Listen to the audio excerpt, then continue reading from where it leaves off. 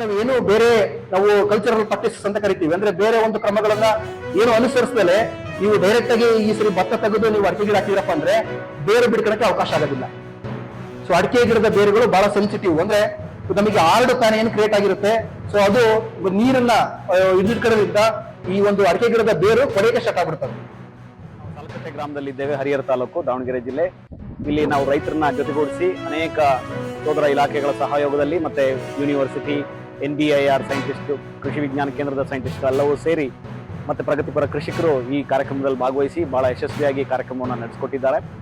ಬಹಳ ಪ್ರಮುಖವಾದ ಅಂಶ ಏನಂತ ಹೇಳಿದ್ರೆ, ರೈತರ ಮನೆ ಬಾಗಿಲಿಗೆ ಈ ಅಭಿಯಾನ ಬಂದಿರೋದ್ರಿಂದ ಅವರಿಗೆ ಅವರ ಬೆಳೆಗಳ ಬಗ್ಗೆ ಇರುವಂತಹ ಸಂದೇಹಗಳಿರ್ಬೋದು ಅಥವಾ ನೂತನ ತಾಂತ್ರಿಕತೆಗಳ ಬೆಳೆಯಲ್ಲಿ ಏನು ಬಂದಿದೆ ಅದನ್ನ ತಿಳಿಸ್ಕೊಡುವಂತ ಒಂದು ಕಾರ್ಯಕ್ರಮ ಇದಾಗಿತ್ತು. ಅವರೆಲ್ಲರೂ ಬಹಳ ಇದನ್ನ ತುಂಬ ಹೃದಯದಿಂದ ಸ್ವಾಗತಿಸಿ ಅದನ್ನ ಸದುಪಯೋಗ ಮಾಡ್ಕೊಂಡಿದ್ದಾರೆ.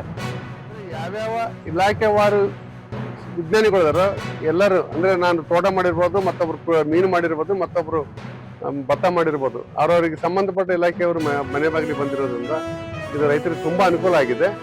ಇದನ್ನ ಹೆಚ್ಚಿನ ರೀತಿಯಲ್ಲಿ ರೈತರು ಬಂದು ಸೇರಿ ಈ ಒಂದು ಅಧಿಕಾರಿಗಳಿಂದ ಇನ್ನೂ ಹೆಚ್ಚಿನ ಮಾಹಿತಿ ಪಡ್ಕೊಂಡು ಸದ್ಬಳಕೆ ಮಾಡ್ಕೋಬೇಕು. ಸಂಶೋಧಕರು ಎಲ್ಲರೂ ಬಂದಿದ್ರು ಇದರಲ್ಲಿ. ಇದು ತುಂಬಾ ಉಪಯುಕ್ತವಾದ ಮಾಹಿತಿಯನ್ನ ಕೊಟ್ಟಿದ್ದಾರೆ ಎಲ್ಲರಿಗೂ, ಮಹಿಳೆಯರಿಗೂ ಹಾಗೂ ರೈತರಿಗೂ. ಈ ಭಾಗದಲ್ಲಿ ಭತ್ತ ಬೆಳೆ ಜಾಸ್ತಿ ಇರೋದ್ರಿಂದ ಅವರಿಗೆ ತುಂಬಾ ವಿಷಯಗಳು ಸಿಕ್ಕಿದೆ. ವಿಜ್ಞಾನಿಗಳು ಎಲ್ಲರೂ ಯಾವ ತರ ಮಾಡ್ಬೇಕು ಅಂತ ತುಂಬಾ ಉಪಯುಕ್ತ ಮಾಹಿತಿಗಳನ್ನೆಲ್ಲ ಕೊಟ್ಟಿದ್ದಾರೆ.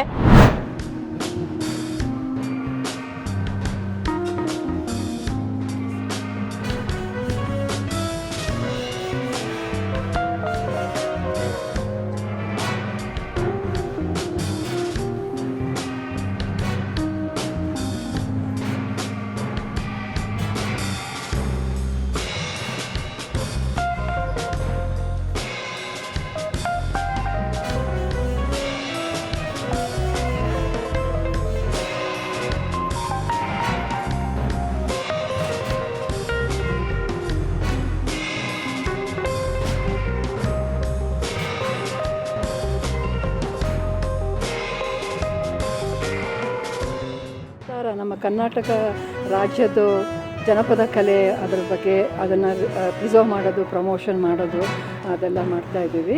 ಈಗ ಇಲ್ಲಿ ಮಾಡ್ತಾ NGMA ನಾವು ಅಂಗವಿಕಲರಿಗೆ ಮತ್ತು ಶ್ರವಣ ಮಾನ್ಯತೆಯವರಿಗೆ ಇರೋಗೆ ವರ್ಕ್ಶಾಪ್ ಮಾಡ್ತಾ ಇದ್ದೀವಿ. Thanks to NGMA and the director and the staff ಎಲ್ಲರಿಗೆ. ನಮ್ಮದು ಹಸೆ ಚಿತ್ತಾರ ತರಬೇತಿ ಕೊಡ್ತಾ ಇದ್ದೀವಿ. ತುಂಬ ಚೆನ್ನಾಗಿ ಮಕ್ಕಳು ಮಾಡ್ತಿದ್ದಾರೆ, ತುಂಬ ಚೆನ್ನಾಗಿ ಬರಿತಾ ಇದ್ದಾರೆ ಮತ್ತು ತುಂಬ ಇಂಟ್ರೆಸ್ಟಿಂದ ಅದನ್ನು ನಾವೇನು ಹೇಳ್ಕೊಟ್ಟಿದ್ವಿ ಅದನ್ನು ಮಾಡ್ತಿದ್ದಾರೆ. ತುಂಬ ಖುಷಿ ಆಗುತ್ತೆ. ನಮ್ಮ ಕಲೆ ಇಲ್ಲಿನ ಮಕ್ಕಳಿಗೆ, ವಿಕಲಚೇತನ ಮಕ್ಕಳಿಗೆ ಹೇಳ್ಕೊಡ್ತಿರೋದು ನನಗೆ ತುಂಬ ಖುಷಿ ಕೊಡ್ತಿದೆ ಮತ್ತು ಅವರು ತುಂಬ ಇಂಟ್ರೆಸ್ಟಿಂದ ಮಾಡ್ತಿದ್ದಾರೆ. ತುಂಬ ಸಂತೋಷ.